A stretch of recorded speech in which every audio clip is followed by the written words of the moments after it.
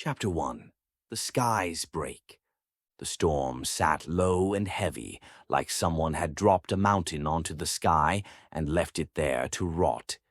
Lightning crawled around inside the clouds and never found a way out. The field below was a slurry of blood and rain. Banners dragged their own colors through the mud, torn to strips that stuck to spear hafts and corpses. The smell was copper and smoke, and the sweet rot of men who'd been dead just long enough to be a problem. Boots moved under the mud when the wind shifted. Not walking, just the weight of old battles, shifting with the water. Swords jutted like snapped ribs. A helmet turned up a jawless skull as the ground slid. Then the sound started. Not thunder, not drums. A steady, measured pounding that didn't speed up or slow down. One man's step wouldn't carry in that wind, 100 would. The ground absorbed it, then decided to share. Thorin Bloodbane came up over the Skull Hill the way a bad memory rises once you've run out of distractions. Broad shoulders, scars that didn't repeat themselves, shaved scalp gone to gray stubble, except for a thick braid trailing down his back and soaked with rain. His nose had been broken more than once and never put back where it belonged. Pale eyes that made it hard to tell if he was looking at you or past you to your grave. A wolf pelt cloak hung off one shoulder in strips. Leather straps crossed his chest. A rusted iron pauldron clung to the other shoulder like a stubborn relic. His hands were cut up and calloused. The right one carried Thornfang, a jagged greatsword with runes chiseled along the fuller, like someone had tried to curse the steel, and the steel had cursed back. An idol lay on its side at the top of the hill, human face hammered into gold, eyes set with stones thieves would die for. Thorin put his boot on the idol's crown and pressed. The gems cracked with a sharp chirp, then powdered. Gold bent. He ground his heel until the face flattened and the eye sockets filled with grit. He tilted his head toward the sky. "Come down," he said. The wind tore the words away, but they weren't for anyone with ears. The pounding drew closer. The ground kept count. Chapter 2. The Jackboots. They rose from the mud in a ring around the hill, dozens first, then lines behind them. Men with collars rubbed raw into their necks, men with wrists polished smooth by iron, scarred backs, hollow cheeks. The sort of faces you forget because it's easier. Shackles still hung from some ankles. Chains clinked like teeth in a cold mouth. Some carried tools that could pass for weapons if you squinted. Some carried nothing. A few had swords stolen from the dead, and knew enough to hold the edge away from their own legs. Thorin walked down into them, and they opened just enough to let him pass. He didn't smile. He didn't try to win them. He went to the toppled altar nearby, a slab slick with old blood and priestly polish. He drew Thornfang across his forearm. The blade chewed. Fresh blood hit the stone and steamed in the cold air. "Witness," he said. It didn't matter to who. He turned. "Stand." The word wasn't loud. It didn't have to be. A few men straightened on instinct. A few because defiance travels faster than common sense. The rest because they were tired of kneeling and this was another option. Shackles broke in 2s and 3s. Some men had keys and hands that still remembered how to use them. Some just twisted until iron screamed and gave up. A big man with a torn lip lifted his cuffed wrists, and another smashed them against a rock. The cuffs split, skin split with them. He didn't complain. Thorin stamped his boot. It wasn't a speech. It was a beat. The heel hit stone. Stone answered. He did it again. The men closest to him copied it. Then another ring. Then another. Until the whole ruined field pounded in time. The storm finally let one bolt out. It lit the clouds red and died before it touched the ground. A skinny man with a rope scar around his neck laughed once, short and ugly. Jackboots. he said like he'd found a word he'd dropped years ago. Jackboots of the damned. Thorin said, and the name stuck to them like mud and wouldn't wash off. He looked at the nearest gate, big banded oak plated in gold leaf by people who cared more about shine than weather. We move. He said. No one asked where. Chapter 3. Fire and Blood. The gate didn't fall to heroics, it fell to simple attention. A team of men shoved burning timbers under its belly, while others hacked at the hinges with stolen axes. Smoke crawled across the ground and got into noses and eyes. The first priest to look over the parapet took an arrow through his mouth and toppled like wet laundry. The second decided prayers worked better from behind stone. The wood took. The gold leaf bubbled, looked sick and sloughed. A seam bled light as the bars inside warmed and expanded. The jackboots shoved together, backs and shoulders, and the kind of swears you invent when your spine hurts. The gate groaned the way old trees do when they know it's over. Thorin's war horse came out of the smoke, black and angry, tall through the chest, scar down its flank, ears chewed, eyes bright. Things had tried to break it and failed. It stamped at the fire and didn't care who noticed. Thorin mounted. His boots found the stirrups and bit down. He set Thornfang upright, and the runes answered the nearby heat with a dull red glow like meat on a spit. Ride, he said. The gate's crossbeam cracked, the hinges parted, the whole thing sagged and folded inward. Fire crawled up the inside and turned the passage into a mouth lined with flame. They went through. Not cavalry. There weren't enough horses. A flood of men who had decided they were done with permission. The noise in the tunnel was all breath and leather, and boots scraping, and the faint tink of iron that wasn't supposed to bend. The first god came fast, a human shape only because that was the easiest way to be seen. Light made flesh, too bright to look at directly. Heat rolled off him, and every shadow ran away. Priests screamed on the walls, not in terror, joy. It sounded worse. The sun god dropped into the wide square beyond the gate, and the air cracked like a forge struck cold. His sword was a line too clean for any eye to track. When he moved it, the world had to catch up. Stones scorched where he walked. Thorin put his heels into the horse and met him. The first strike took Thornfang high and tore sparks like claws across the steel. The shock snapped up Thorin's arms and rattled teeth. He shoved back. The horse took the brunt of it and didn't shy. It only screamed and bit the god's shoulder because that's what it knew. Thornfang's edge found meat. Not much, but enough. Golden blood spilled and spattered and burned holes in whatever it kissed. A jackboot's sleeve went up. He tore it off and kept swinging. bleed. Thorin said, more to himself than to the god. The sun god's blade bit a column and opened it like fruit. A statue collapsed and pulped a handful of men. The jackboots closed the gap without thinking. 3 drove spears toward the bright chest, and 2 died. The third lodged iron deep enough to make the god's snarl. The god's laugh faltered. It came back bigger, angrier. His next cut shaved Thorin's scalp and flayed a line across the wolf pelt. Thorin leaned into the burn and brought Thornfang down at the wrist. The runes flared, screaming a language no one sane uses. Steel met light and made a sound like stone breaking underwater. The sun god retreated 3 steps in one blink. Light folded around him like a cocoon. He shot upward, and the square dropped 10 degrees immediately, like a fever broken. The priests on the wall stopped cheering. One started crying without knowing why. Thorin's hands shook. He ignored them. Push. He said.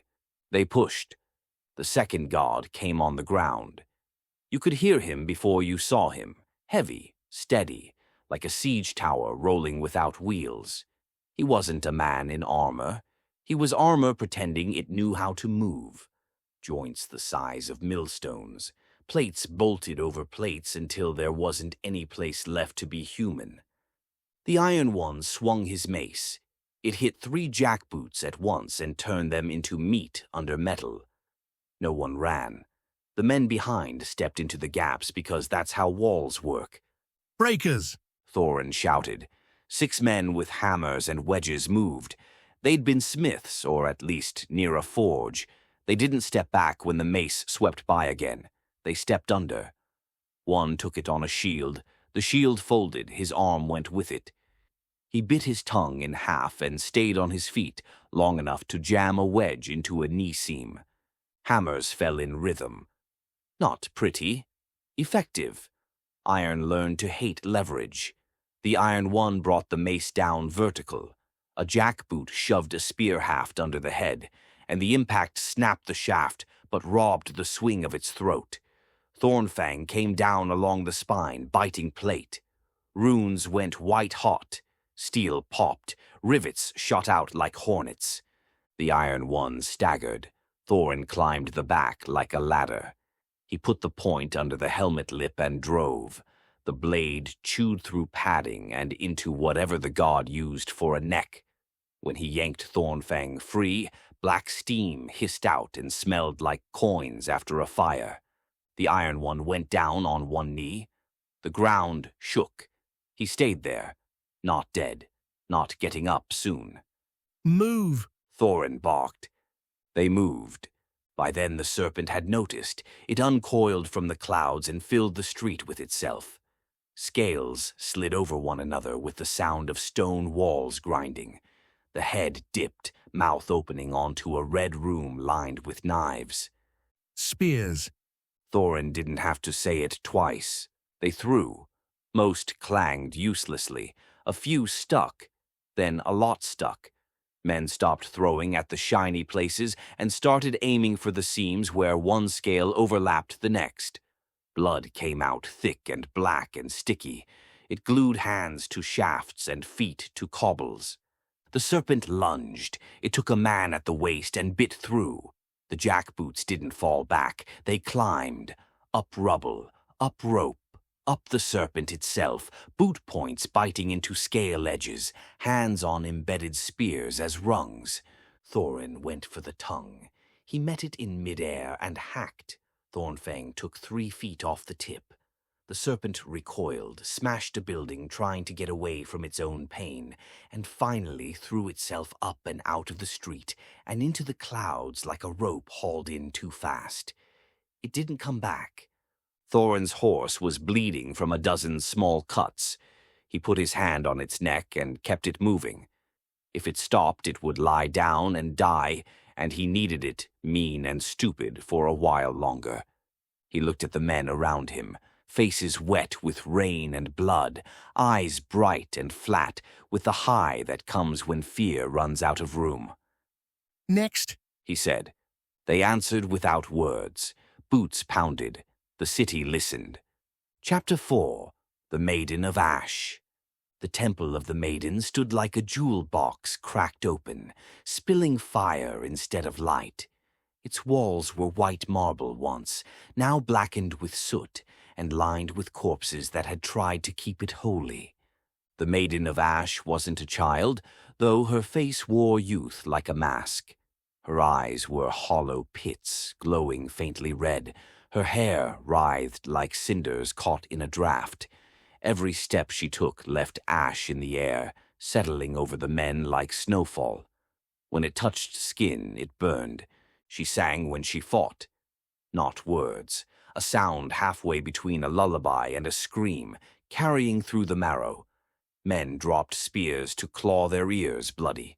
One fell to his knees and sobbed until the maiden brushed his cheek with a pale hand. His flesh powdered instantly, collapsing him into a pile of ash and teeth. Thorin spurred forward. The horse balked at her song, but carried him close enough for Thornfang to swing. The blade cut her side. No resistance, no blood. She simply split into dust, reformed a step away, and laughed. Not flesh! Thorin snarled. Fire! He dropped from the saddle, tore a torch from a ruined brazier, and jammed it into her throat the next time she coalesced. She shrieked, not in pain, but in rage at being defiled with her own element. Jackboots swarmed, carrying firebrands from the temple's wreckage. They pressed them into her arms, her back, her face. Her song cracked, faltered, then cut out. She dispersed one last time, this time without reforming. The ash drifted high, caught by the storm wind, and was gone. The jackboots stamped their boots once, hard, to mark it. Then they moved on. Chapter 5. The Storm Itself. The city shook as the sky finally split. The storm god wasn't a figure so much as a mass of lightning wrapped in armor of cloud and rain. He towered above the spires, a walking tempest with eyes like burning silver. When he swung, the air itself cracked. Lightning seared trenches through streets, turning cobblestones into molten glass. Men caught in it burned where they stood, bodies rigid, mouths open in silent screams. The jackboots scattered. Thorin didn't. He shoved Thornfang into the ground and raised both hands. The blade's runes bled white light, drawing the storm down like a beacon. The storm god obliged, sending a bolt thick as a tree into the sword. It should have killed Thorin. Instead, the steel split the charge, hurling it sideways into ruined buildings. Now! Thorin bellowed. Dozens of ropes, hooks, and chains flew upward. They latched onto the storm form like anchors biting into flesh. Men pulled with everything left in them, dragging the god down inch by inch. It didn't stop the lightning, but it slowed it. Thorin leapt, boots skidding across wet stone, and brought Thornfang down in an arc. The blade sank into the god's chest. Light spilled out like liquid silver, blinding and hot. Thorin held on, teeth bared, until the blade reached bone. If gods have such things.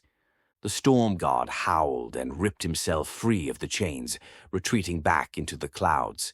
His body left a scar in the air, a streak of light across the storm. The thunder that followed shook men to their knees. But the jackboots stood back up. Always. Chapter 6. The Unknown. At the city's heart was no temple, no idol, just a void. The jackboots stopped there, uncertain. The ground was wrong, sloping inward like a mouth waiting to swallow. Shadows pooled unnaturally, bending light toward themselves. Then it moved. The unknown didn't have a face, or a body. It was shape without definition, claws where claws were needed, mouths where hunger wanted them. Men stabbed and cut at the dark and found nothing solid, nothing to kill. One jackboot vanished screaming, dragged into the shadow. Another fell with half his chest missing, the edges of the wound crawling with black worms. Hold! Thorin roared. His voice was the only thing that carried. They drove spears into the ground, forming a ring. Boots stamped hard, over and over, the rhythm cutting through the madness. The unknown recoiled at the sound, as if each strike was a hammer against its skin. Thorin stepped into the circle. Thornfang blazed white, its runes cutting light into the dark. He swung in wide arcs, every strike tearing at the edges of the void. The shadows screamed, not sound, but a vibration that made bones ache. When the blade finally bit deep, the unknown shuddered, splitting into 1,000 fragments that slithered back into the cracks of the earth. The void sealed behind them. Silence. Only the rain, only the pounding of boots. Thorin looked at his men. Too many missing, too many left as pieces. But the line still stood. The jackboots still marched. "Next," Thorin said, voice raw. And they obeyed. Chapter 7. The Carrion Father. They found him in the graveyard outside the walls. Statues of angels stood broken-necked, their wings hacked off and piled like firewood. Graves split open not from time, but from hunger. Corpses dangled from the trees, stripped clean to bone. The carrion father crawled among them, taller than the tallest spire, body nothing but ribs wrapped in parchment skin, his gut swollen and crawling with movement. His beard writhed with maggots. When he opened his mouth, a tide of black crows vomited out, blotting the rain from the sky. The jackboots covered their heads as claws and beaks tore into them. Eyes went first, then tongues, then the soft parts of throats. Men swung blindly, cutting down birds by the dozen, but for every one that fell, 10 more came screaming. Thorin lit the field with fire, torches, oil, corpses that still had fat enough to burn. The crows hated flame. The carrion father roared as his flock screamed into smoke. Then the gut split. Something pressed outward from inside. Hands, faces. The dead he had swallowed wanted out. The jackboots slammed spears into the opening. Thorin climbed the ribcage like a siege ladder and hacked down. Thornfang split the gut, spilling a river of the half-eaten dead. They poured across the mud, clawing at the father's bones, dragging him down into the graves he had emptied. When it was over, only bones and silence remained. The jackboots stamped once, not for victory, just for survival. Chapter 8. The War Mother. Beyond the graveyard, a palace of bronze loomed, its gates opened not from force but from welcome. Inside waited the War Mother, bare-armed, scarred, her crown welded from broken helmets. Her children lined the walls, legions of armored giants, each the size of 10 men. Their eyes glowed like forge fires. The War Mother smiled, teeth black with blood. "My sons are hungry." The giants charged. The ground cracked beneath them. Each swing of their axes felled 5 men. Jackboots shattered like clay dolls, crushed under fists and boots, too large to belong to anything born of flesh. Thorin met the first giant at the knees, hamstringing him with a single stroke. The brute fell screaming, and the jackboots swarmed him like ants, stabbing until his throat ran red. The next took 3 of them in one sweep, and threw their halves at the others. It wasn't battle, it was slaughter. Bring her down! Thorin roared, pointing Thornfang at the mother herself. The jackboots obeyed, hurling grappling hooks, climbing the throne she sat upon. She laughed as she tore them apart, one by one, snapping spines like twigs. But still they climbed. One made it to her shoulder, then another, then 5 more, stabbing into her face, her eyes, her mouth. She finally screamed, not rage, but something like surprise. She ripped free of her throne, staggering backward. Her giants faltered, uncertain without her voice. Thorin rammed Thornfang up into her gut and twisted. The War Mother fell to her knees, not dead, but hurt. Enough that her children dragged her back into the palace and barred the gates with their own bodies. The jackboots didn't cheer, they just counted who was left. Too few. Always too few. Chapter 9. The Sea Wolf. Rain became tide, streets turned into rivers. The drowned city rose from beneath, black spires cutting through the storm, and with it came the sea wolf. It was no beast of flesh. Its body was the ocean itself, shaped into jaws and claws by rage. Water howled through the alleys, carrying corpses like driftwood. The jackboots drowned by the dozen, dragged under before they could scream. Horses vanished in whirlpools, shields splintered against waves harder than stone. Thorin lashed himself to a broken column, Thornfang clutched in one hand. The sea wolf lunged, a tidal wave with fangs. He drove the blade into its jaw as it came down. The runes flared, splitting the wave into 2 walls of water that collapsed on either side. The jackboots clung to wreckage, stabbing into the water as if it were flesh. Somehow it worked. Black ichor bled into the tide. The sea wolf reeled back, howling with the voice of a hurricane. It didn't die. It simply pulled itself back into the storm, leaving the streets flooded with its blood. The water stank of rot and salt. When the tide receded, the jackboots stood ankle-deep in corpses and wreckage. Thorin spat seawater. His voice was gravel. Next. Chapter 10. The Twin Butchers.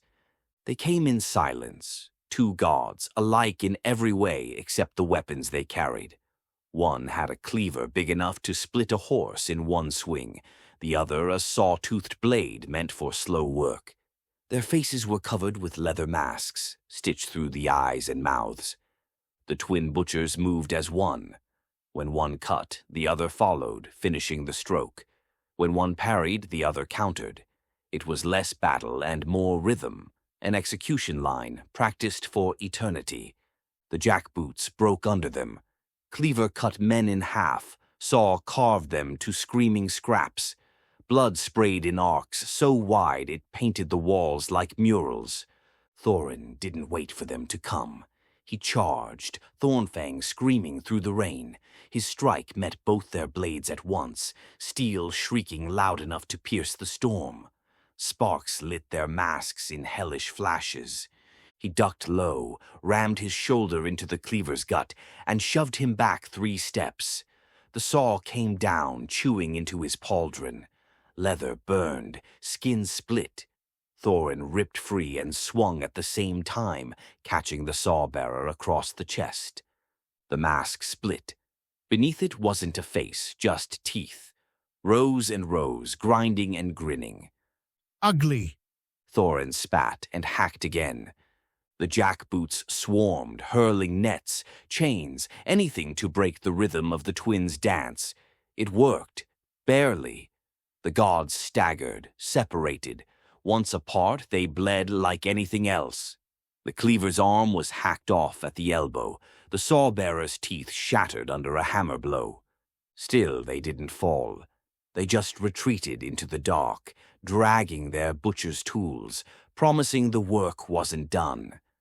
The ground was red when they left. Too red. Chapter 11. The Wolf Crowned. He came on 4 legs first, a beast the size of a cathedral, fur bristling like spears. His head wore a crown of iron thorns that sank into his skull, blood dripping into his eyes. When he shifted, the wolf stretched into a man, then back again, body cracking as if bones had never decided on one shape. The wolf-crowned howled, and the sound broke shields. Men fell to their knees, ears leaking blood. Horses bolted into the flood. Thorin held. His horse didn't. It threw him, bolting into the night. He hit the ground hard, rolled, and came up with Thornfang already moving. The wolf lunged. Thorin rammed the blade upward, catching the beast under the jaw. Blood rained black and hot, but the god only twisted, shifting mid-air, landing as a man with wolf's jaws, splitting his face. He punched with claws like scythes, raking 3 lines down Thorin's ribs. Jackboots piled on him, stabbing, screaming, hacking at the crown. The wolf-crowned tore them apart by the handful, but each time he shifted, his defenses slipped. A spear went deep in the wolf's belly. An axe split the man's back. Thorin climbed onto him in the chaos, yanking at the crown. The thorns pierced his palms, tore flesh from bone, but he pulled until the iron bent. The wolf shrieked like a dying star, staggering back. He fled into the storm, crown broken, blood trailing behind. Thorin dropped to the mud, his hands ruined, fingers curled into claws of torn flesh. He wrapped them around Thornfang anyway. Chapter 12. The Hollow Queen.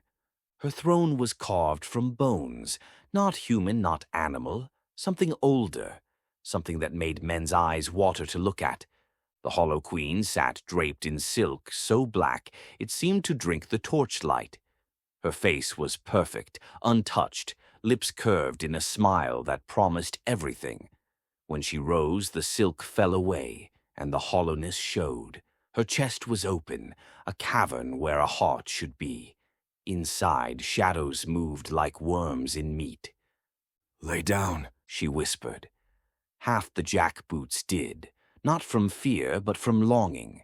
They crawled toward her like dogs reaching for her hand. When she touched them, they withered, shriveled, collapsed into husks. Thorin shouted until his voice bled. He cut down his own men just to spare them her touch. Rage steadied him where reason broke. He charged the throne, swinging Thornfang in a wide arc. She caught the blade with one hand. Bones cracked, but she held it. Her hollow chest bent forward, shadows spilling outward, wrapping around Thorin's arms, his throat, his mind. For a moment he saw peace, his wife's face, his son's laugh, a home that never burned. He roared and tore free, blood running from his nose and eyes. Thornfang flared white, brighter than the shadows, and bit into her wrist. The queen recoiled, silk burning away, revealing nothing but a screaming hollow. She fled into her throne, vanishing with the shadows that birthed her. The throne cracked, bones fell apart, the chamber emptied of its poison. The jackboots left standing were fewer still, but they were standing. Next. Thorin rasped. His throat bled when he said it. Chapter 13. The Crowning of Thorin. The storm had no end, streets filled with rivers of blood. Every step stuck to the ground with a sucking sound, as if the earth itself wanted to keep them there. At the center of the ruined quarter stood a tower of skulls, stacked so high it vanished into the clouds. The skulls weren't human. Some had too many eyes. Some were carved with runes that shifted when stared at too long. On its peak stood a god draped in cloaks made of flayed skin, a crown of fire hissing above his brow. His voice carried like a hammer on an anvil. Bow. The crowned one stretched out his hands. Jackboots collapsed under the weight, forced to their knees as though gravity itself had turned against them. Men coughed blood, spines popping under the strain. Thorin stayed standing, his knees bent, his body shook, but he stayed upright. His boot sank into the mud, and he forced it forward. Another step, another. Thornfang dragged, glowing hotter with each pace. The crowned one snarled, power rippling, skulls shaking loose from the tower. Thorin raised the blade two-handed, even as the weight tried to crush him flat. He hurled it. Thornfang spun end over end, screaming against the air, and smashed the fire crown from the god's head. The force broke the spell. The jackboots rose in unison, howling like wolves freed from chains. The crowned one staggered, bleeding light from his brow. He vanished into the collapsing skull tower, retreating before he could be finished. Thorin retrieved Thornfang from the rubble. His men stamped their boots. Once, loud enough to shake heaven.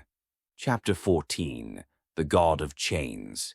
They entered a courtyard where the air itself was heavy. Chains hung from every wall, every archway, some rusted, some new, all humming like taut strings. At the center stood the God of Chains, a massive figure, his body hidden beneath loops of iron. Shackles wrapped his wrists and ankles, not binding but empowering, feeding strength into each movement. His face was masked by a slab of steel, only his eyes visible. 2 burning coals. He didn't swing a weapon. He threw the chains. They moved like serpents wrapping around men's throats, arms, legs. Jackboots were yanked into the air, crushed or torn apart. Bones snapped like twigs under the tension. Thorin was caught too, 3 chains wrapping around his torso, lifting him off the ground. Ribs cracked. His vision went black at the edges. He bit down until his teeth bled, raised Thornfang against the lynx, and roared. The runes lit, not white but blood red. The blade sheared through the chains like they were thread. He dropped to the stones hard enough to jar teeth loose. Break them. He screamed. The jackboots obeyed. Hammers smashed links, axes chopped through iron. Every chain that fell shrieked like it was alive, the noise rattling skulls. The god of chains reeled back, suddenly smaller without his web. He staggered into the shadows, leaving broken links thrashing on the ground like dying snakes. The jackboots stood among the wreckage, bleeding and limping, but free. Chapter 15. The Stone Colossus. They reached the temple square, and the ground itself rose to meet them.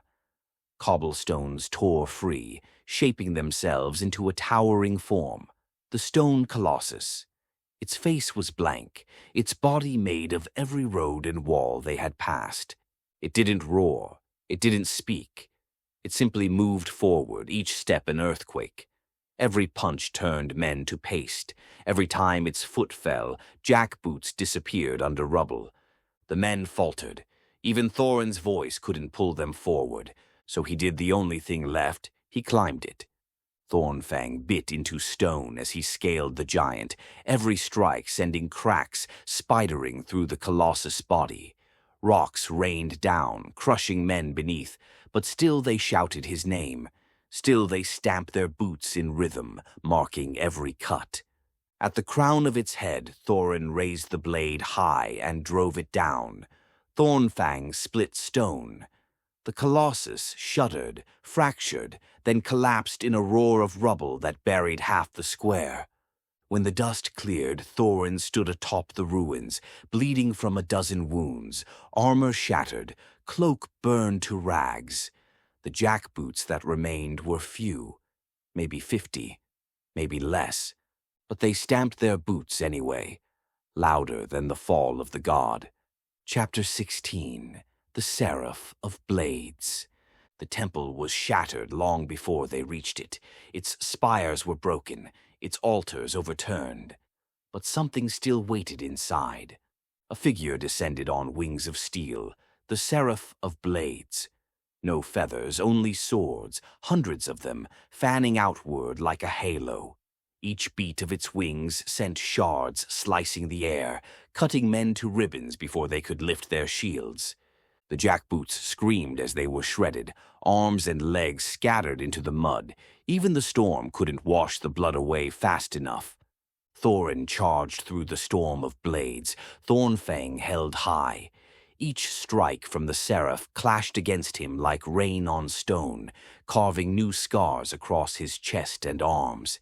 He barely held the sword, but still he swung. He struck the wing once, twice, a third time. Blades shattered free, clattering into the mud like broken rain. The seraph shrieked, its voice both divine and inhuman, 1,000 echoes at once. The jackboots hurled hooks, chains, anything that could catch. They dragged one wing down. Thorin leapt, boots pounding into the god's chest, and drove Thornfang into the core of its body. Light screamed out of the wound, burning his face raw. The seraph tore free, wings collapsing inward, and fled into the storm. It left behind the broken swords, each one melted useless. The jackboots left behind weren't men anymore. They were scarred shadows in the rain. Chapter 17. The Bone Harvester. The fields outside the temple were filled with bones, piles higher than a man's head, not a single scrap of flesh left. Out of them rose the Bone Harvester, a god made of skeletons bound together, every movement a chorus of clattering jaws and snapping ribs. Its arms were scythes carved from femurs, its spine stretched into a whip of skulls. It swung, and men flew apart. Ribs pierced throats, skulls shattered jaws. Spears broke uselessly against the shifting tide of bone. Thorin didn't call for shields. He called for fire, torches, oil, anything that burned. The jackboots hurled fire into the harvester, setting its body alight. Bones cracked, shrieked, fell apart, only to crawl back together again. So Thorin went himself. He charged into the fire, Thornfang blazing in both hands, and carved downward into the harvester's chest. Bone screamed as the runes flared red. He hacked again, until the god's chest split open. Inside was a heart, human, blackened, still beating. Thorin cut it out with one hand and crushed it in his fist. The harvester collapsed in a storm of bones, burying half the jackboots alive. When the dust settled, only a few clawed their way free. They stood, stamped their boots, kept moving. Chapter 18. The War in the Sky. The storm itself split apart. Above the ruined city, gods clashed with one another, giant forms, wings, claws, spears of fire, and rivers of blood.